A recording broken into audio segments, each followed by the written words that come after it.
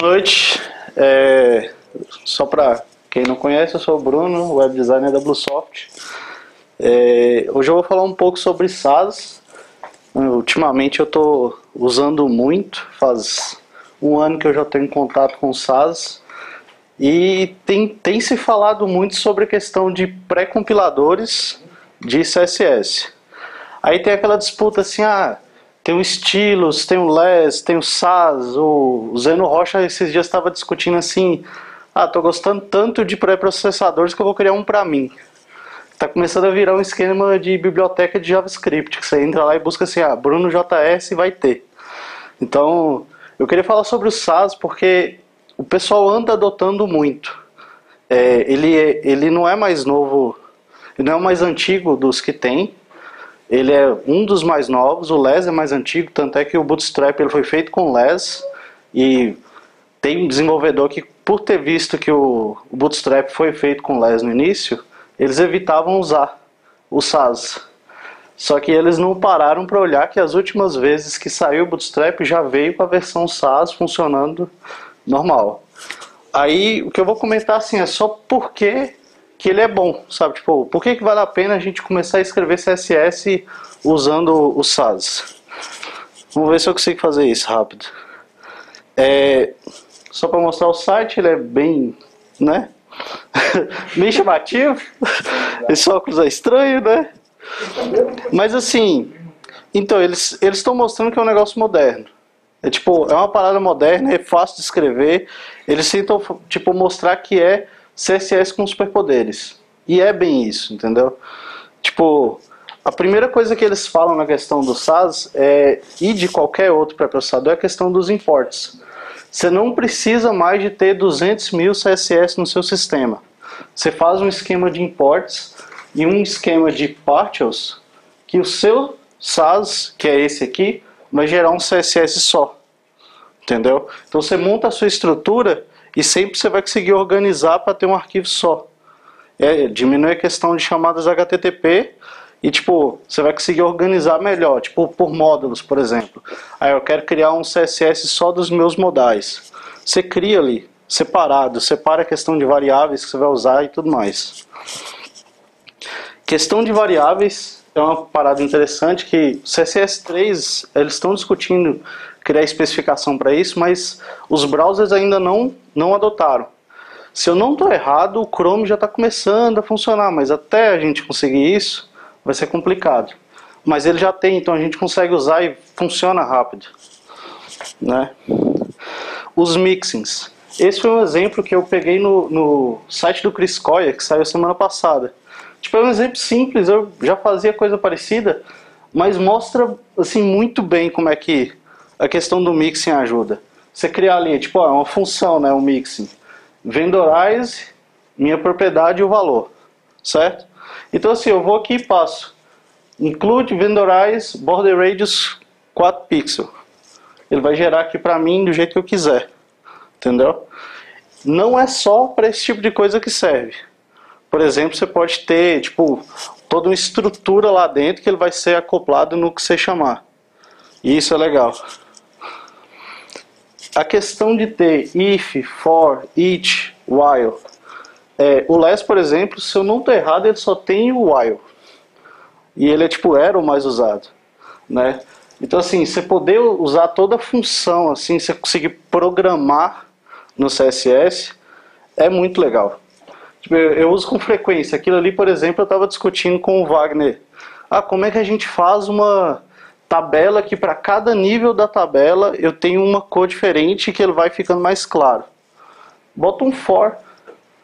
Entendeu? Então eu uso ali, por exemplo, for e de 0 até 7, que eram 7 níveis que eu precisava.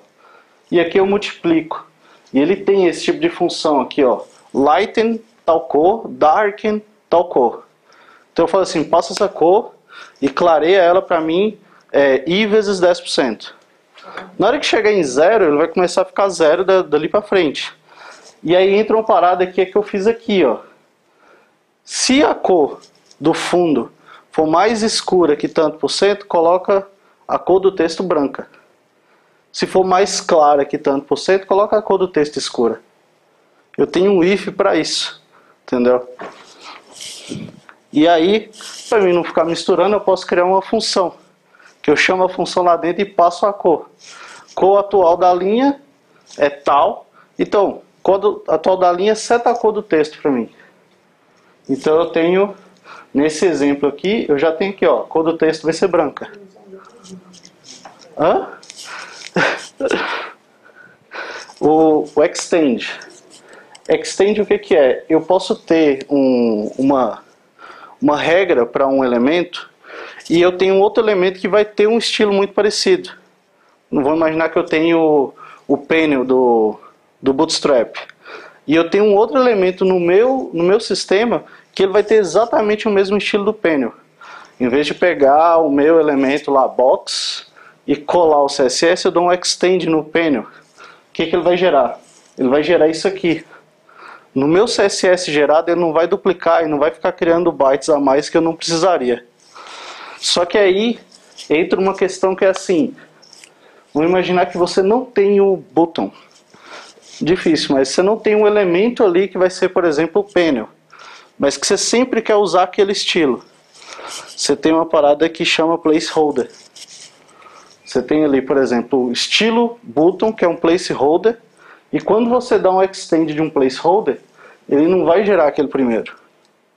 Entendeu? Isso é bem legal. E aí, na época que eu estava precisando de descobrir assim, qual pré-processador que eu vou usar. A grande questão antigamente, né, tipo um ano atrás, que fazia o pessoal escolher o SAS era o Compass.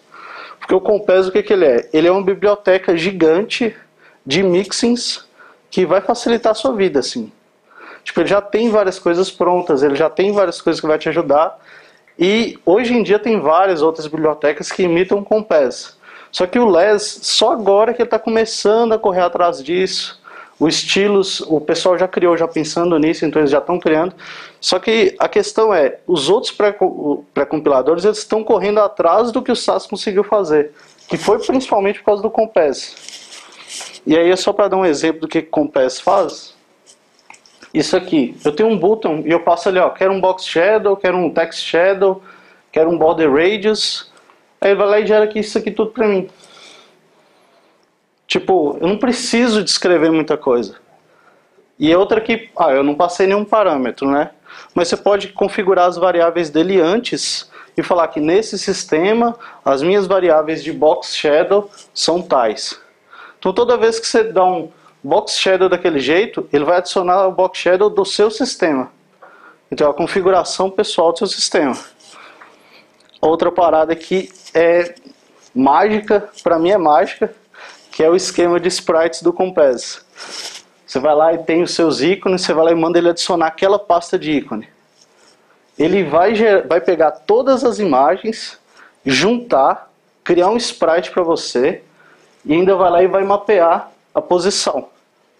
Aí, tipo, ele já faz um negócio assim muito bem feito. Só que tem gente que ainda precisa de situações específicas. Que foi acabando já. Que foi uma situação que eu passei aqui na Bluesoft. Que era assim, eu tinha pasta de todo o sistema do RP, que tinha, sei lá, 800, 900 ícones. A gente não podia mudar a questão de ser chamado os ícones. Então eu criei uma função que ele mapeava todas as imagens, criava as classes com base no tamanho de largura e altura das imagens, e criava isso aqui. E ele já saía estendendo também. Então toda vez que eu chamasse um Blue Icon buscar central produto, ele sabe que ele tem 17 por 17. Então ele fazia a função toda e montava meu CSS para eu não ter que me preocupar. Né? Legal, né? Só que aí a gente tem que lembrar do seguinte. CSS é a gente que escreve. Se o seu CSS é ruim, o SAS não vai melhorar essa situação. Então o que a gente tem que aprender mesmo é como que escreve CSS direito. Porque com ele, se você escreve mal, você potencializa o problema. Se você não tem uma arquitetura inicial, você potencializa seu problema de arquitetura. E depois é muito mais difícil consertar. Fica a dica, né? Mas É isso.